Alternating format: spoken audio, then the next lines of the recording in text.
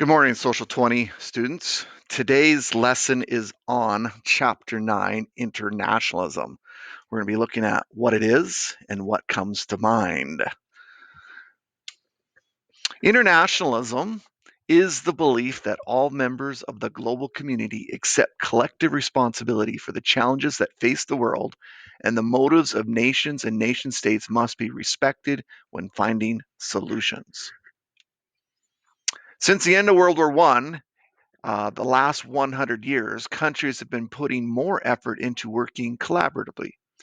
Many nations and leaders see more win-win opportunities when it comes to international relations. So, what are motives for international affairs? Well, we look at a psychologist, sociologist by the name of Abraham Maslow.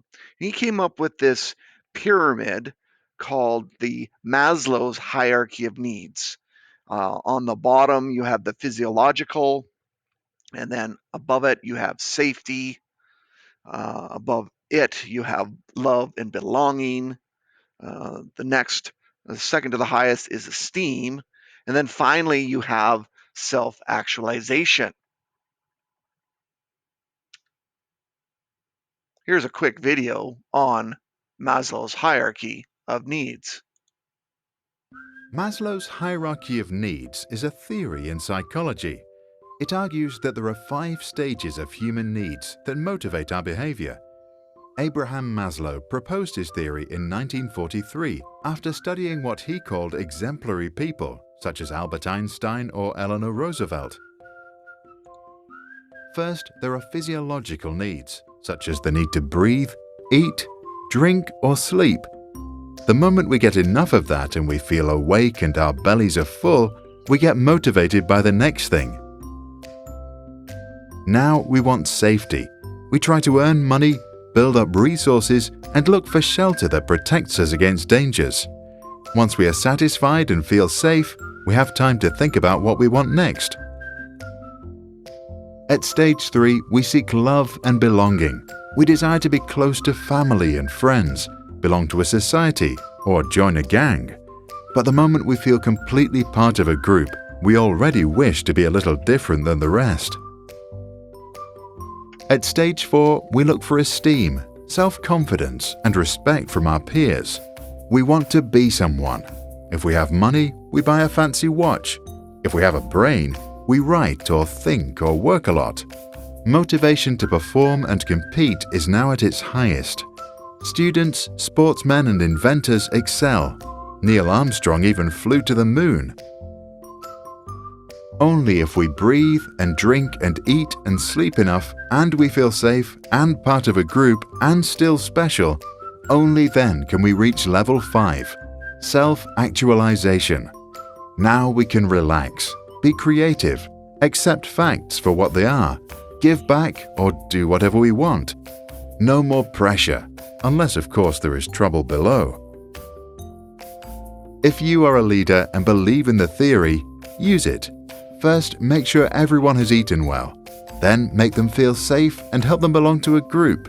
Once they feel they belong, they are ready to stand out and excel. Thanks for watching. Even if we try to keep it short, each video is quite some work. First, we research and write a script. Then we brainstorm ideas. And after that, we draw the storybook. Then it's recorded, narrated. All right. There's actually another one that's quite a bit longer, and feel free to watch that one. I won't show that one here in this video clip, but once again, humans have to have certain needs met. Your food needs, water needs, warmth, rest.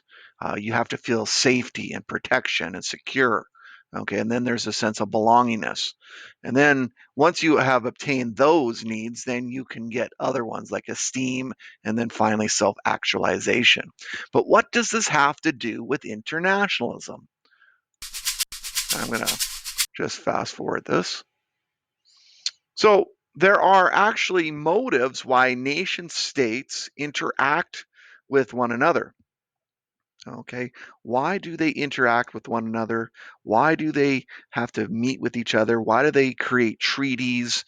Um, Uh, there are intrinsic motivations, okay? And four main motivating factors why nations interact, okay? And basically, not even just interact, what are some of the motivating factors for nations in general? Okay, they want economic stability, okay? They want peace and security.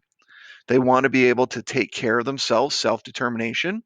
And also, they want to be able to treat people well within their country and perhaps other countries. Now, not all countries want to treat other and their own people really well, but I mean, that is actually one of the motives for a lot of nations.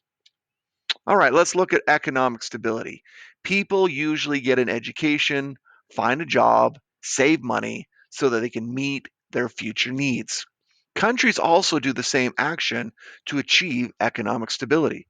For example, national governments might develop trade policies that support exports, products that are sold in other countries.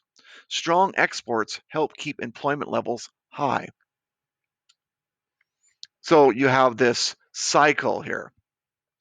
If you look right here, um, people with more money to spend, therefore there's more goods and services purchased. Because there's more goods and services purchased, therefore there's increased demand. And because there's increased demand for any product, there needs to be more jobs. And this cycle continues. More jobs, more people with more money to spend, and so on, and so on, and so on. Another video. How do we work with this? Well, a couple things that we learned about in but in Social 10 was the institution of the World Bank and the International Monetary Fund. Once again, I won't show you that clip, but you can have a look at that if you want to look at the lesson. All right, another goal for all nation states is to provide peace and security. Society cannot function unless people feel safe. Think of Maslow's hierarchy of needs. Doing things like attending school, going to work. Nations and nation states often promote safety and security at home by passing laws, creating police forces, and making rules for the workplace. And they may also promote interactions with the rest of the world. If you do not have peace and security in your nation, there's a lot of other things. There's a lot of things that cannot be done.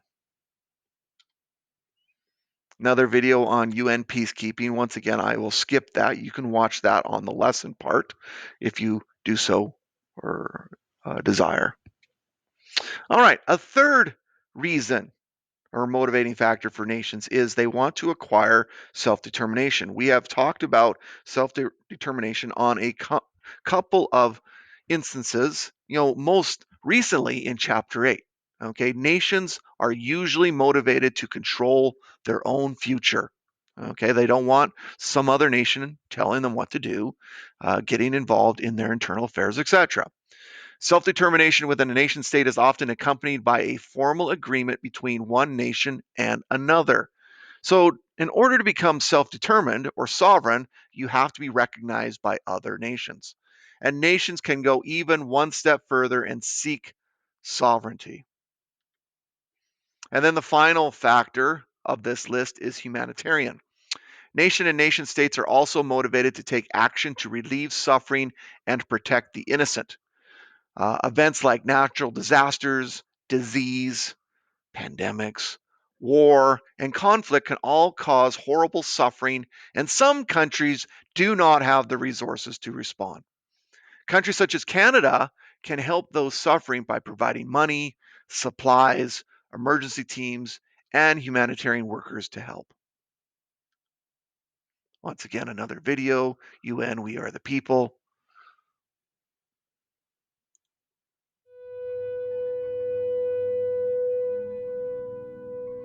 We can be. We must be the first generation to end extreme poverty. The generation Most determined to fight injustice and inequalities. The generation that saves the planet from climate change. And this is how it will get done. The global goals. A 15-year plan For everyone. Everywhere. with no one left behind. We will live in a world where nobody anywhere lives in extreme poverty. Where no one goes hungry. where no one Wakes in the morning Asking if there will be food today. We will live in a world where no child has to die of Diseases we know how to cure. And where proper health care is a lifelong right for us all. We will live in a world where everyone goes to school. And education gives us the knowledge and skills for a fulfilling life. we will live in a world where all girls and all women have equal opportunities to thrive and be powerful and safe. We cannot succeed if afterward is held. We will live in a world where all people can get clean water and proper toilets at home, at school, and at work. We will live in a world where there is sustainable energy for everyone. Heat, light, and power for the whole planet. Without destroying the planet. We'll live in a world where economies prosper and new wealth leads to decent jobs for everyone. And we will live in a world where our industry, our infrastructure, and our best innovations are not just used to make money, but to make all our lives better. We will live in a world where prejudices and extremes of inequality are defeated inside our countries and between different countries. Where people live in cities and communities that are safe, progressive, and support everyone who lives there. Where we replace what we consume. Planet where we put back what we take out of the earth. We live in a world that is decisively rolling back the threat of climate change. Where we restore and protect the life in our oceans and seas. We'll restore and protect life on land, the forests, animals, the earth itself. With peace between and inside countries. Where all governments are open. And answer to us for what they do at home and abroad. And the justice rules. with everyone equal before the law. Where all countries and we their people work together in partnerships of all kinds to make these goals a reality for everyone, everywhere. These are the United Nations global goals for sustainable development. Let's get to work. Let's make it happen.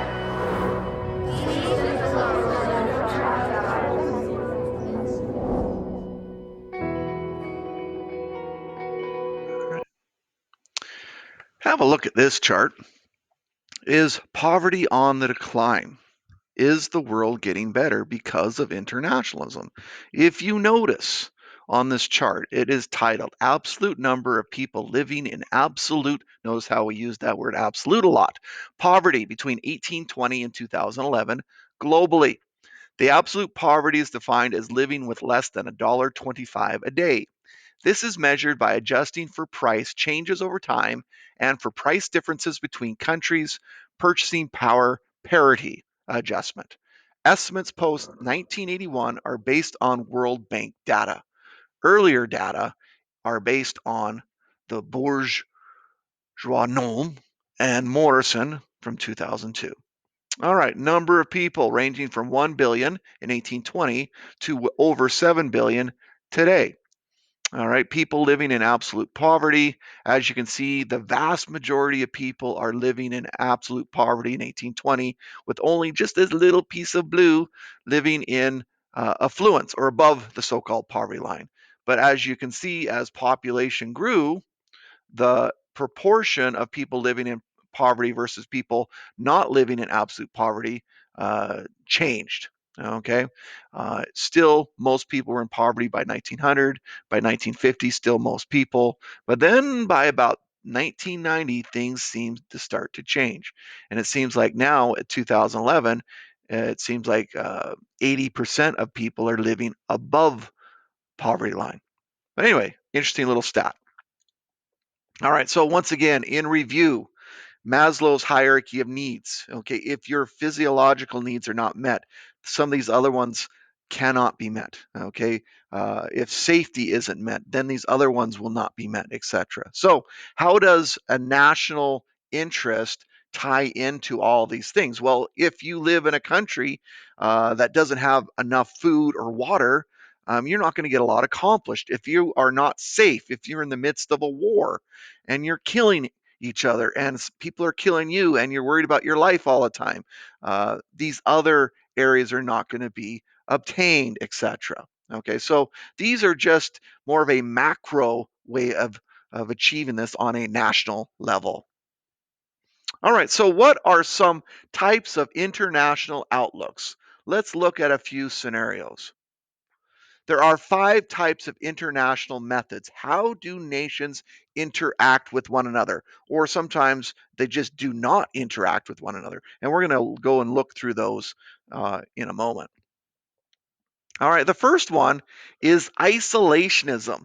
I kind of can relate to isolationism. I'm basically an introvert by nature. Okay, it's like you believe you should be on an island. As it says here, isolationism is a policy of staying completely uninvolved in world affairs. No country is completely isolationist, but countries have been very isolationist in the past, such as Japan prior to the 1853, basically entry into the world. But for centuries, Japan kind of did their own thing. If a foreigner ever set foot on Japan as a country, they were executed. North Korea is fairly isolationist. Okay, so that is one policy. The United States, prior to and after World War I, to a certain extent, attempted to remain isolationist. So once again, isolationism, here's your country, no contact. You cut yourself off from all contact. And the ism, of course, is a belief system, an ideology. All right, so we have that one. The next one is unilateralism. Okay, and unilateralism is when a nation acts alone to address an issue without support or permission from other nations. Like isolationism, unilateralism can involve interaction with other nations. Sorry, unlike isolationism. So you just basically go and do it on your own. Sometimes I used to tease my better half, my wife, that she made unilateral decisions, especially when it came to acquiring certain feline critters in our house. I'd go away for a basketball trip, then all of a sudden, voila, there was a new cat. Okay, so I used to say that she would never be part of the United Nations because, in essence, she always acted unilaterally. She never thought that joke was very funny, by the way. So unilateralism, acting by oneself. Uni means one, lateral, side or part. And of course, ism is a belief system. All right. Then there's bilateral. Bi is when two countries act together to address a certain issue. Often Canada and the United States act bilaterally due to our shared national interests. Okay, so it's always when two nations work together. This here is Hitler and Mussolini. They had a bilateral agreement. Um, uh, Later on, it was added with Japan. They became the Axis nations, etc. Canada and US are often in bilateral agreements. So bilateralism, you have country one, country two, acting together. Bi means two, etc. Then there's multilateral. Multilateralism is acting in tandem with several nations to address a certain issue. Multilateralism is simple nations acting as a group of nations. Okay, so when you get together and you make an agreement as nations, that is a multilateral decision. So you'll have country A, country B, C, and D working together, but still separate entities. They're still separate nations. But for this specific issue or this specific cause, they agree to be part of something together. Then there is something called supranationalism. It is when nations agree to follow the lead of an international organization to address an issue. So nations pool their resources together and use the organization's strategy to address the issue. So the difference between this is that they come into agreement together. They're still separate entities. With supranationalism, now these nations have combined into one entity and they get direction and guidance from an even so-called higher power organization. So many acting now not as individuals, like you see multi, but now they act as one, led by an organization. Okay, so in that way, it's slightly different than multilateral. So when I think of supranationalism, I think of the United Nations. Okay, you have many different countries that belong to the UN, but then they are also led by an organization. All right. International peace and security. Some international organizations provide peace and security, could include. So these would be examples of supranational organizations. The United Nations, NATO, African Union. Now, with the United Nations, for example, yes, they do have a certain amount of power over their respective countries that are part of it, but those parties always want to still obtain or keep a semblance of their sovereignty. So, for example, in the UN, in the Security Council, if you are one of the major 5 nations within the Security Council, you all have that veto power, which means that you have the ability not to go along with the resolution. In that way, they still retain a certain semblance of sovereignty. Some international organizations that promote stability include the European Union, the World Trade Organization, and the International Monetary Fund, etc., and the World Bank, as we learned in Social 10. An example of international organization which promotes self-determination is the International Working Group on Indigenous Affairs. And some examples of international organizations which focus on humanitarian issues include Doctors Without Borders and the Red Cross. All right, I think that's it for Chapter 9. Feel free to watch the Williams social videos that I'll post here with the assignment. Work on the Chapter 9 assignment. And I think that's it, people. Have a good day.